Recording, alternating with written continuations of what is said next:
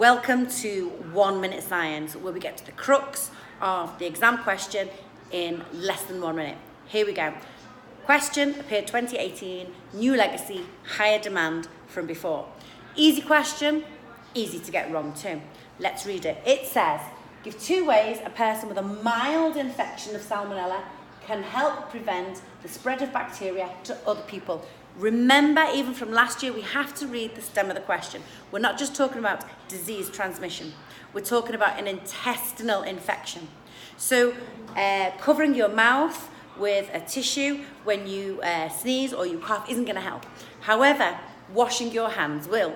However, if you don't wash your hands, you won't get the mark because it's an intestinal infection. So washing your hands when you use the toilet, yes, you'll get the mark for that.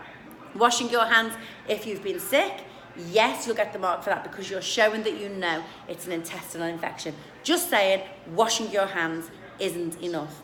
Of course, the other answer is simple things like isolation of the infected person. That would get you the second mark.